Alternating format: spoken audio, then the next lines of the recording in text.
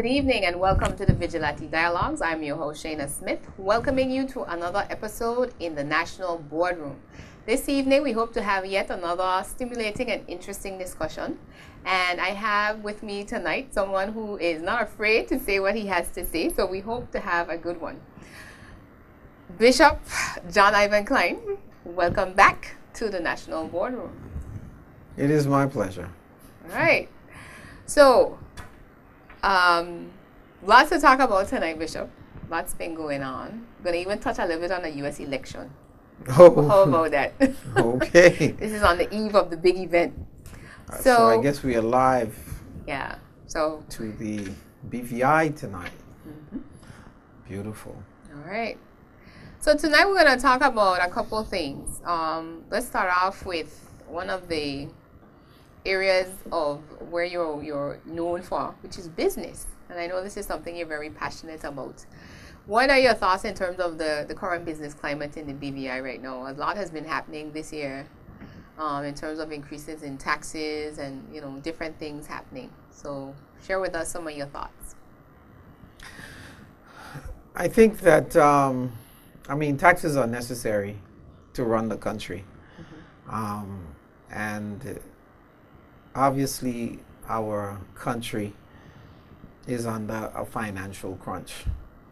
We can feel it from the top down. So the government, of course, which is one of the entities that fuel the economy by their spending, is feeling the crunch. And that is having a domino effect in the rest of the country, especially to local businesses. Mm-hmm. So the mode for business in the BVI, from where I sit at this time, is very stagnant. I don't think we are experiencing any economic growth. There probably has been some decline in what we see and what we're able to do. Mm-hmm. And when that happens, everything triggers everything.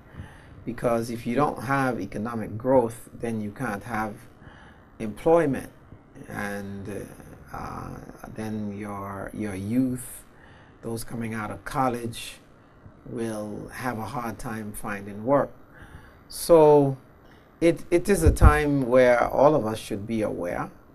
Mm-hmm. I still believe, however, we should always look for opportunities in times of crisis.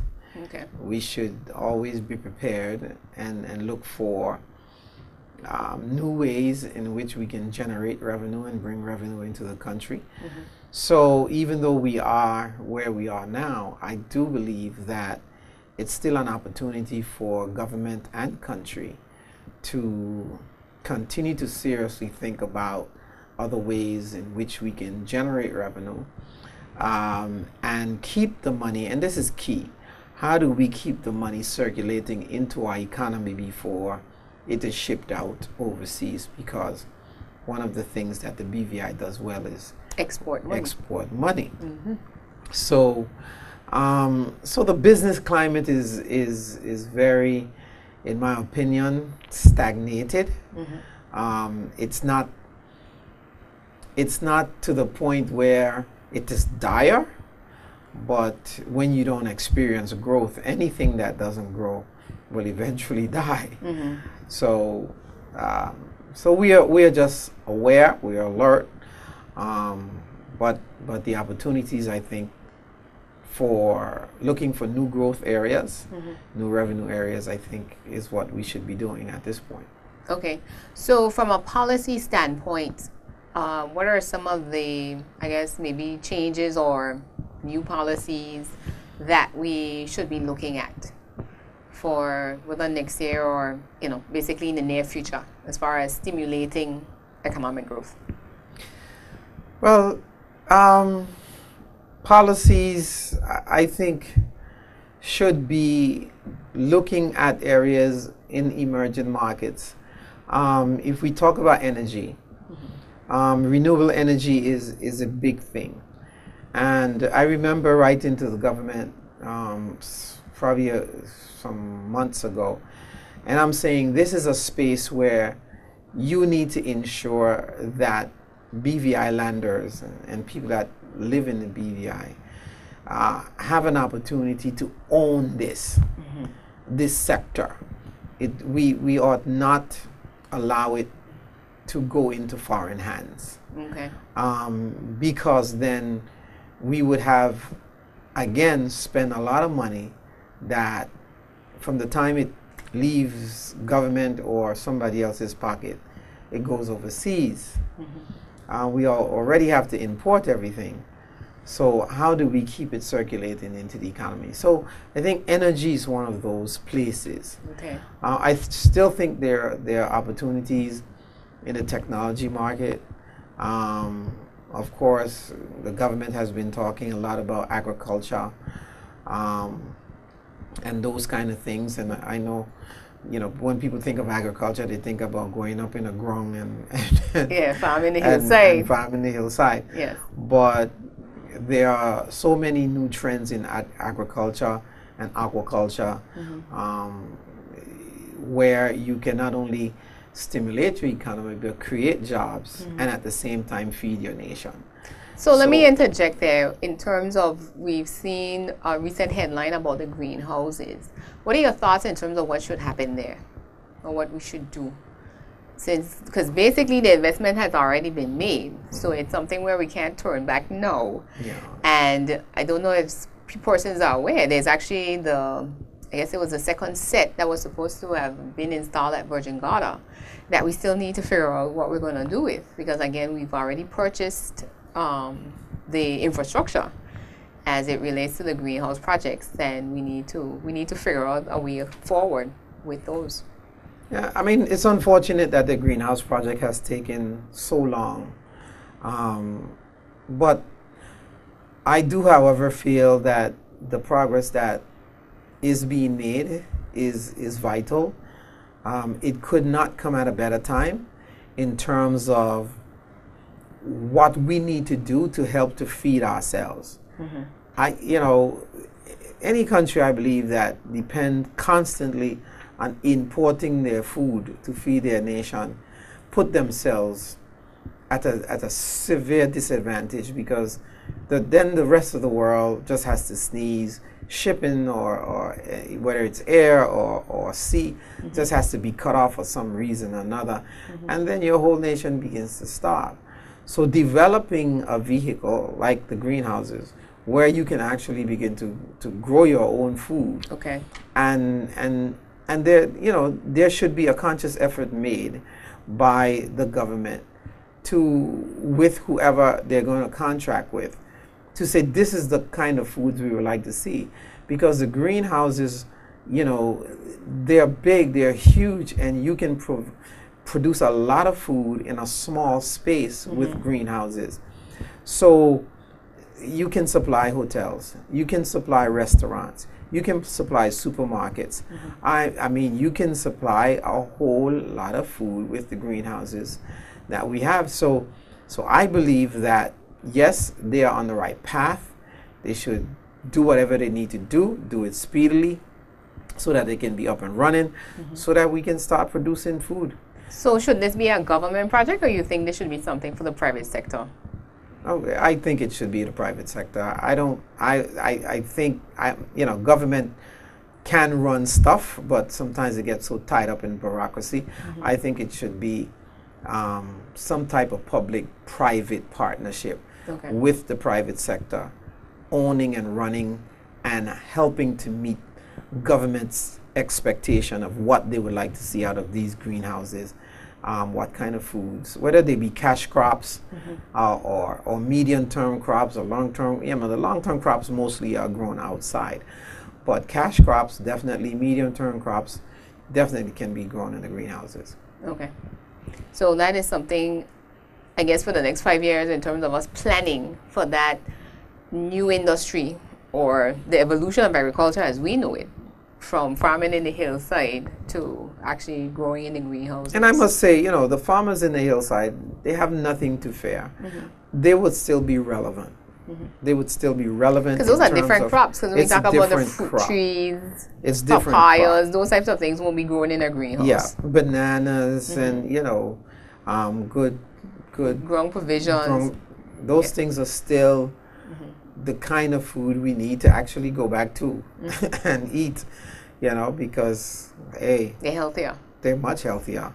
If you feed your nation healthy, then you have to worry less about preventing sickness and disease, because the foods you eat will help to mitigate between the disease and good health. Okay. So also a recent headline was about the airline. I think they did a test flight last week in terms of starting up the direct flights from Miami to Tortola. What are your thoughts on that? I know a lot of emphasis is put on it as it relates to tourism, but business in general, how do you think that will help us? Or what type of benefits do we expect to see spin off? For me, the jury is still out on that. I think that the money could have been used more efficiently at a greater return elsewhere. That's what I believe. But we elect people to lead us, and from where they sit, they saw value. So so let's see if they're right. I hope they're right in terms of helping us to have a more direct route from Miami into the BVI and greater increase in tourism or business travel or what have you. I guess that's what they're hoping. For me, I think there was a much better way to accomplish the same thing that would be much cheaper. And I think it would have worked. But that's just me. So airline, I would say that for me the jury's still out. Okay. We have to see if indeed it is something that is sustainable and that will be utilized by the travelers and the people we're looking to attract to the BVI. Okay. All right. Well, we'll stick a pin in it then until your next visit, and we'll see what has transpired. If you're just tuning in, you're tuned in to the Vigilante Dialogues. I am your host, Shaina Smith, and with me this evening I have Bishop John Ivan Cline. And we're going to talk about a myriad of things. We just touched on business and the business community. And we'll take a word from our sponsors right now and be right back. Welcome back. You're tuned in to the Vigilante Dialogues. I am your host, Shaina Smith. And with me this evening, having a dialogue, I have Bishop John Ivan Cline. We've just been speaking about business, Bishop. Lots going on in the BVI. The BVI Chamber of Commerce and Hotel Association has recently launched their new strategic agenda. I don't know if you've been privy to it, but Aren't you the deputy chair or something? I'm the vice president of business. Something, okay. But, from a business person standpoint, I don't know if you've been privy to it, but in terms of your thoughts, what would you like to see the association talking about or advocating for on behalf of businesses like yourself?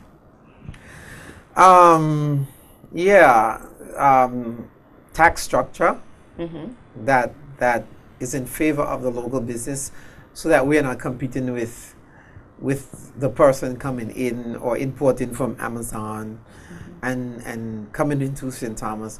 I believe in order for us to grow the economy, create businesses, we need to have an advantage. And the best place for us to have an advantage is in taxes. I know that the government made some adjustment. They're so minuscule though, you can't even recognize Doesn't it. translate. Okay. Oh no, not at all. So I think, but if one voice go out there and speak, then it doesn't have any effect. The government doesn't pay any attention. But if you have the chambers of commerce going out there and making the case, I think then they are compelled to listen at least. I think that how do you educate the consumer in terms of the benefit? And I don't know if this is chambers of commerce, or this is government. But I think, how do you educate the consumer that money spent in the BVI helps to not only pay taxes for doing some of the infrastructure development that we need, but it creates employment for your sons and daughters when they leave high school or college. Yeah. There's more money circulating in the economy for all of these Queen show and all the all of this donations. donation. Because I say to people all the time, you can't go to St. Thomas and go into Cost You Less or go to Price Mart and ask them for the donation. You can't do it. You can't write Mr. Bezos of Amazon and tell him you want any donation for your Queen show. You come to people like myself and the Bolos and the Alan Parkers and the Mark Vanderpools of the world who own businesses. That's who get these things every year. And if you don't learn how to support and educate the public in terms of how do you keep money circulating in your economy, because it has greater benefit to your economy, not just what you save in your pocket. But so I don't know if that's something Chamber of Commerce I guess would do. Both, because then it shows the benefit of doing business at home. But let's say go on the side of the consumer for a second, in terms of saying no, that our businesses aren't offering us, let's say maybe the price definitely is a factor, but in terms of the variety of being able to actually get what I want and not just have to get what it has. What do you say in response to that? Because I know from a business standpoint, you can't carry everything. Like how, Amazon, you could get a knob for your dryer. I was so shocked when I was able to do that one time. But we still have certain things that we would like to be able to get at home. But if you don't have them, no, absolutely. Then it means we have to look at another option. So how do we balance that? Yeah, I'm not saying that people shouldn't find things overseas, because there are things that they're not going to find. There are things that I want to buy I can't find locally. But, when I come to Christmas shop, I can find just about everything I need for a gift in the BVI. Okay. And that's what I do. So I don't run off and go. And even if I'm in America, I won't go to the U.S. and buy perfume in the States when I can get it at Bolo's or the other shop down the road. But from the consumer side, I would say that, those things, the variety. Some years ago, I was trying to develop, I think you were privy to it, I developed this thing called the Christian Business Association. And we had 5 Ps that I believe that can help educate the public in terms of from the public side and from the business side. And that is pricing. How do we price competitively? Promotion. How do we promote our businesses effectively? Presentation. How do you present it in a way that when you walk into a store in the BVI, you feel like you are in the store anywhere in the other part of the United States or whatever, because you have take the place and make it look so presentable. You want to stay in there and shop. And then you have people. How do we educate and upgrade our service level? Because in the BVI, we suffer greatly from a level of customer service that will kill businesses elsewhere. If you're in America and you get some of the services and some of the attitudes you get when you walk into some of these places, you won't be in business. And how do you understand? How does Chamber of Commerce help to create some type of stamp on a business to say service excellence is here? Okay. That was 4. And then the other one was something that I don't remember. So it was price, presentation, people, promotion and product. You talked about product? And product variety. There you go. Product variety. Don't sell the same thing that the person next to you has. Yeah, basically. and then don't sell the cheapest thing. I don't so want quality is important. Oh, quality is absolutely important. There are some very discriminating buyers who would buy a more expensive thing if we can find it on island. But don't just sell me the flowery sofa with all the plastic on it. Expect me to buy it. I'm not gonna buy that. So I'm gonna have to go elsewhere and find it.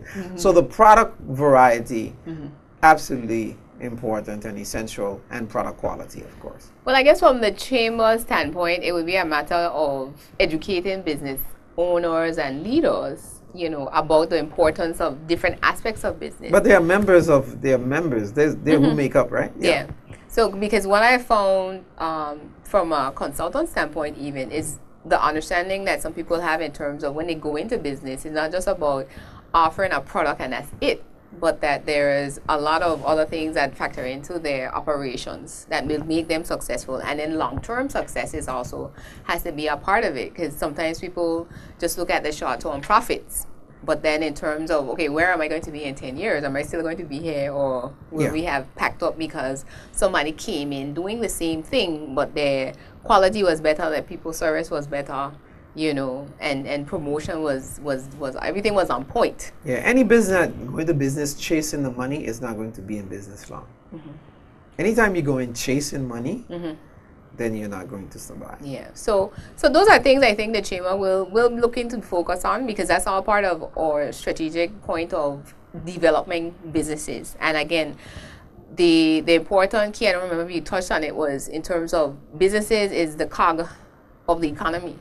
Because while government does a lot of spending, they have to get money from someplace, and it comes from businesses. That's right. So there's a circle of life, so to speak, that we need to preserve when it comes to economy, and we look at that. Okay, so we could stay and talk about business all night, but we're gonna move on to something else. Government. This is something in terms of not just government as in government, but politics, but in terms of the governance of our country. There's been lots of discussion lately about self-determination and what's the vision for the country, you know, in the next 25 years. Where are we going? Are we going to go independent? Are we going to stop short of independence? And what would that look like? The impact of Brexit and how that would or may not impact us. So let's start with the self-determination point. What are your thoughts there as far as, you know, what's in our political future in terms of our political status, a territory, independent state, republic? Where do you think? You know, my thoughts on that is this. It gets disappointing for me when the BVI is at a place where we can't even have a discussion about it. I mean, create a public forum where the government brings the conversation to the people and have a meaningful discussion about the pros and the cons, you know, the benefits or the non-benefits of self-governance. And I think that's one of the things that's necessary to happen. It is my feeling that if you don't have a plan for yourself, somebody going to have a plan for you. And we would be foolish to sit on our hands and think that the UK government don't have a plan for us. And in my opinion, it is not where we continue with the same structure of governance. I believe that when they mentioned direct rule, it came out of somebody's mouth, but it did not come from an isolated place. I believe that that's a discussion, an ongoing discussion in the UK about not only the BVI, but also other overseas territories. So either we're going to accept what they have planned for us, or we're going to develop a plan for ourselves. Okay. And whatever that plan is, at least let there be an intelligent public dialogue about what it is. And then let's put the necessary steps in place, either to move in that direction, stay where we are, but at least we know why we did it. Okay. And that is my contribution to that. But it's disappointing that we can't even have a discussion about it. As far as some persons just outright against it, and others are advocating for it, but then there's a vacuum of information. And the government is silent about it. As far as what that would look like.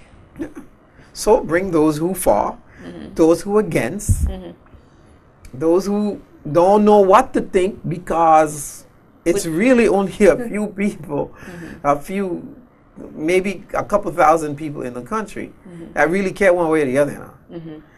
And then, but the answer is not for government to be silent about it. Take a lead, man, and bring the discussion. Okay. That's what the UK did when they were going to exit BRIC or the EU. They brought a referendum, but before the referendum, there's discussion. There was a discussion in the House of Parliament on both sides, who for, who against, and then they give the people a choice to make their decision. They made their decision. So that's where it is. So that's the first step you see happening there around that. Okay. The vision for country. What do you see happening in the BVI over the next 25 years? Or where should we be planning for? Yes. And I want you to also touch on a point. I thought about it the other day, where you've often said we survived poverty, but we're not handling prosperity well. Yes. Yes. And, well, let me address the first one. First question. Where do I see the BVI 25 years from now? From where I sit and what I would like to see?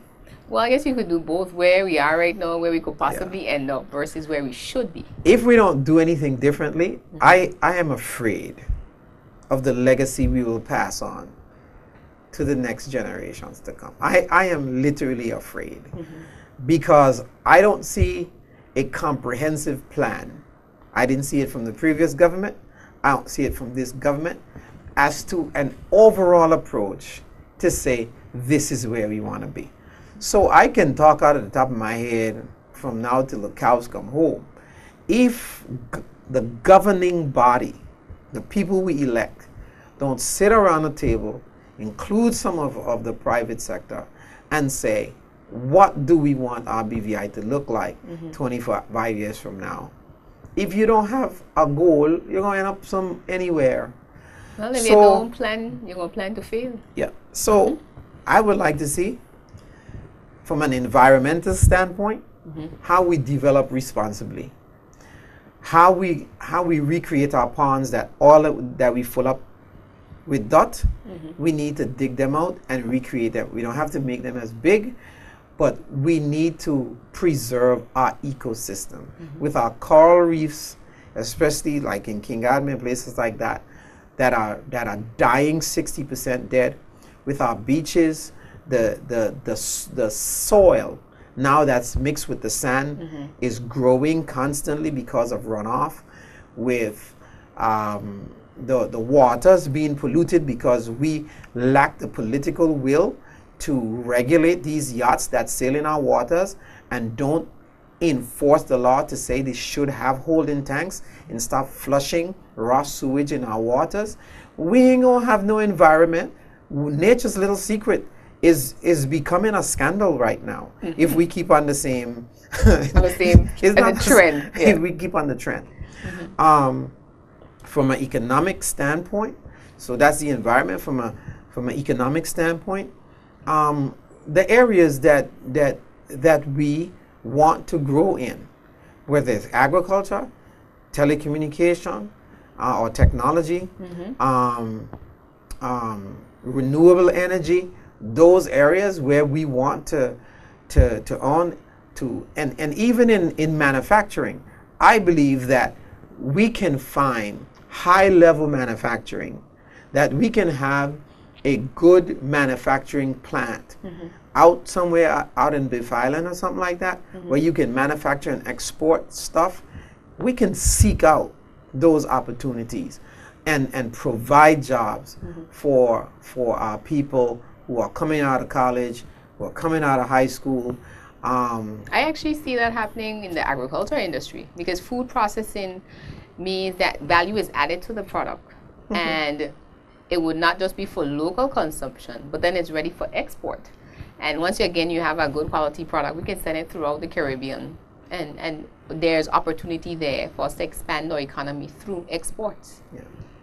And then, of course, the ones that we always rely on to continue to do all that we could to help preserve our financial sector, financial services sector, to do all we can to increase our tourism product, and to build that where more people is, accessing jobs and the quality of our tourism product.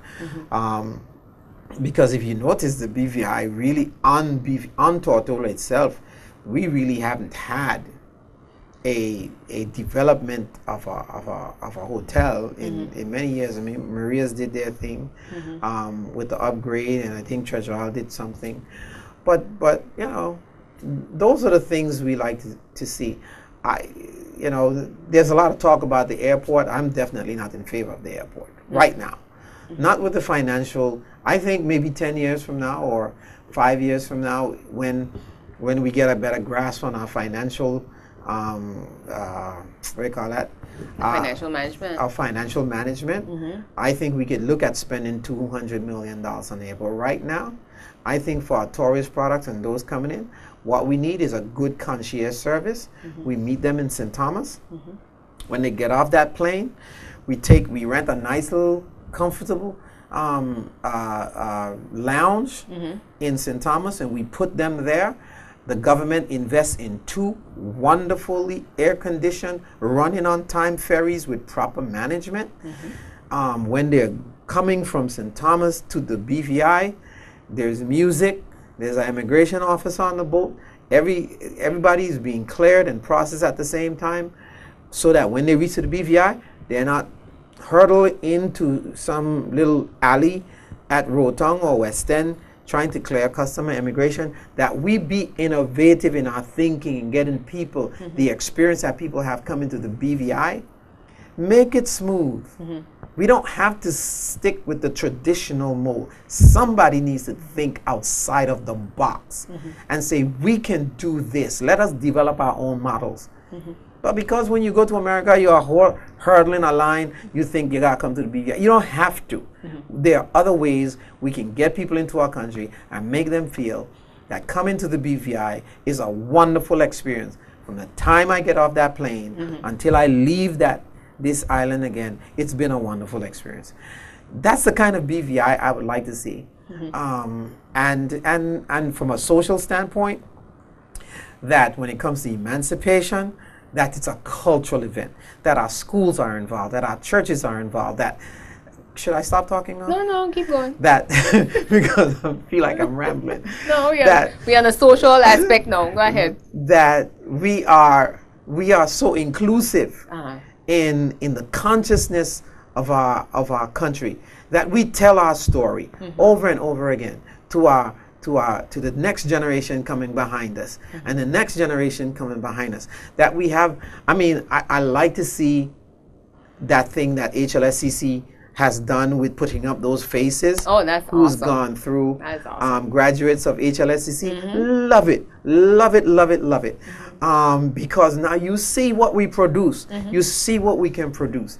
And I believe it gives hope to those coming out of high school, that if this person can do it, going through HLSCC, I can do it too. We have produced lawyers and doctors and architects and engineers and politicians and all of that from our school. So definitely, I think this is a great little country, but if we don't have a comprehensive plan for what it looks like 25 years from now, then we can end up anywhere. Yeah.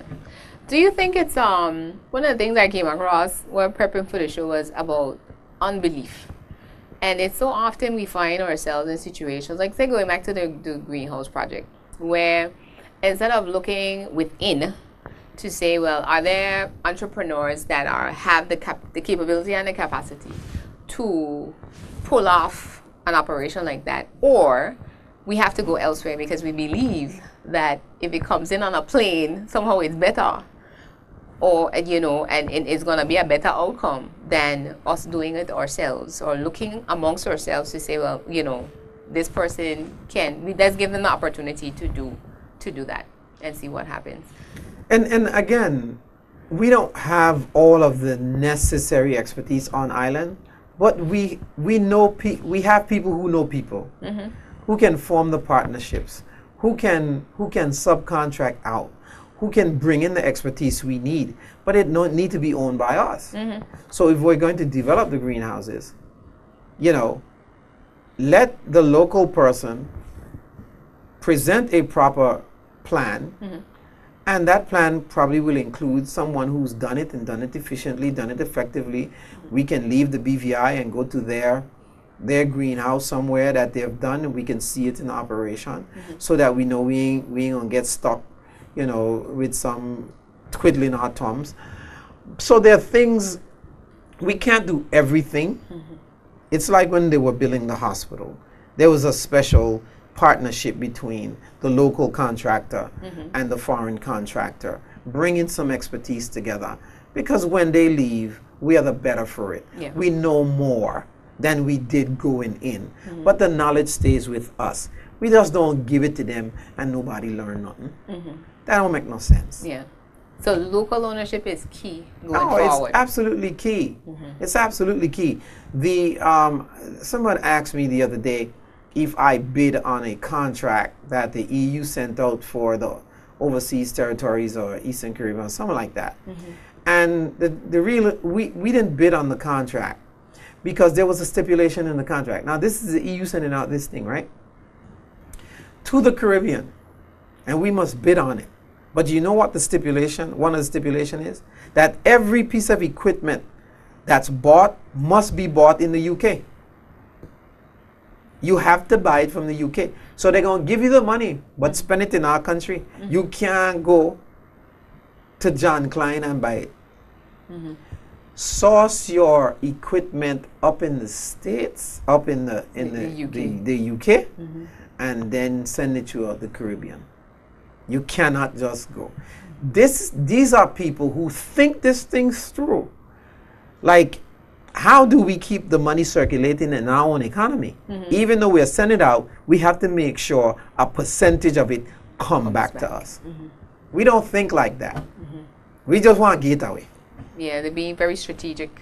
Oh, of course, you got to, and I don't blame them. Yeah. But, very strategic. when we just have carte blanche to giving people who come, because sometimes the pigmentation of their skin is a lot brighter than ours, then we end up where we end up.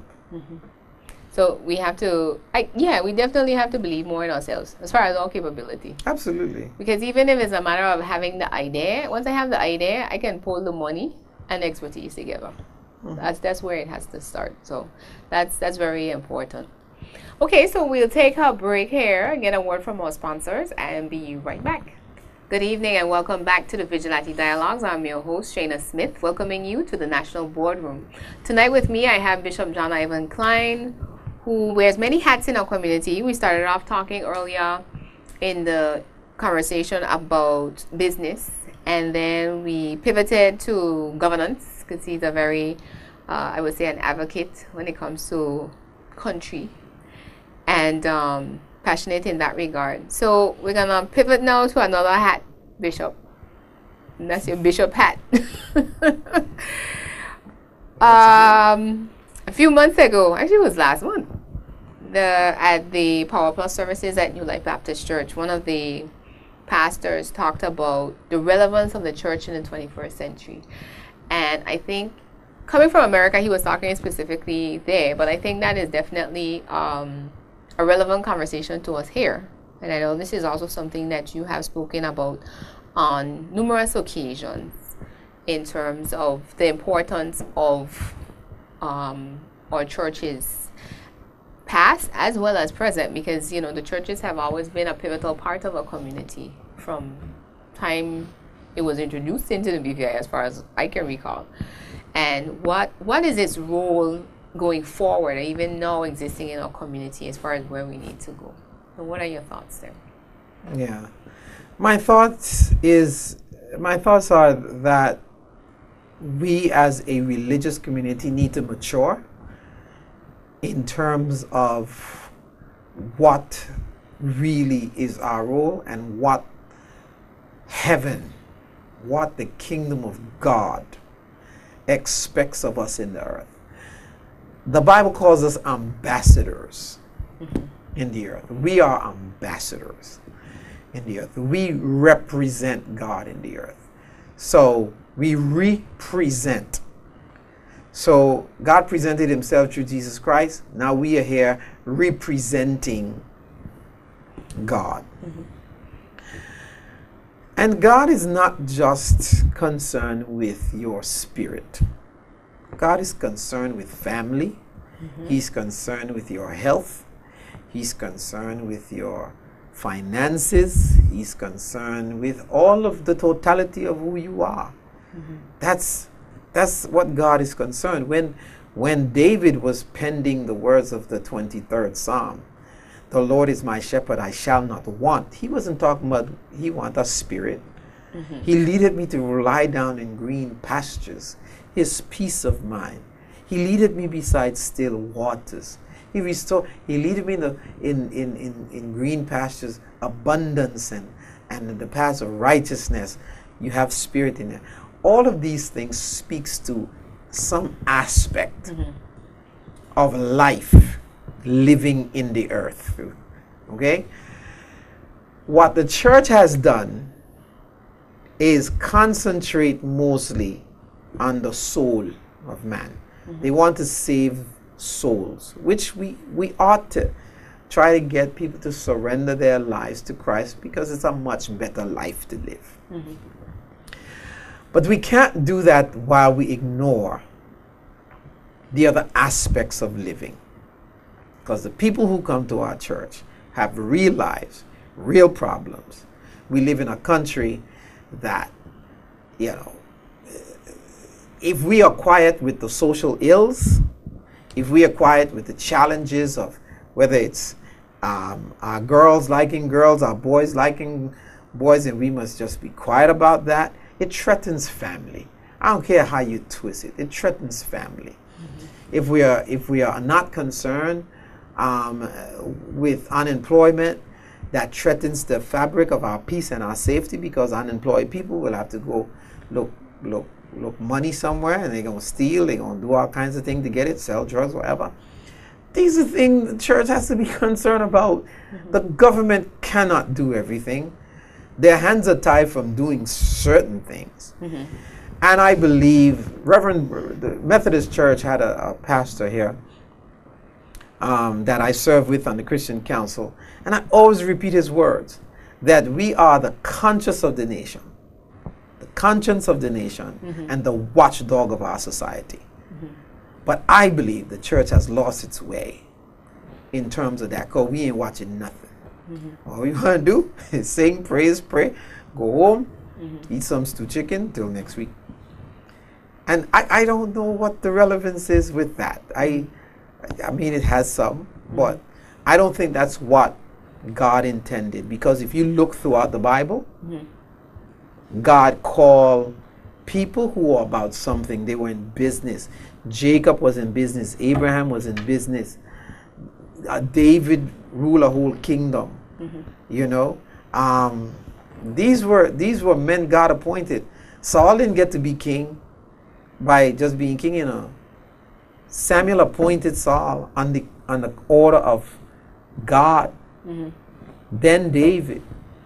So God was always involved in the political, the governance of the nation. Mm-hmm. And if we leave God out, my mother used to say, Satan will rule.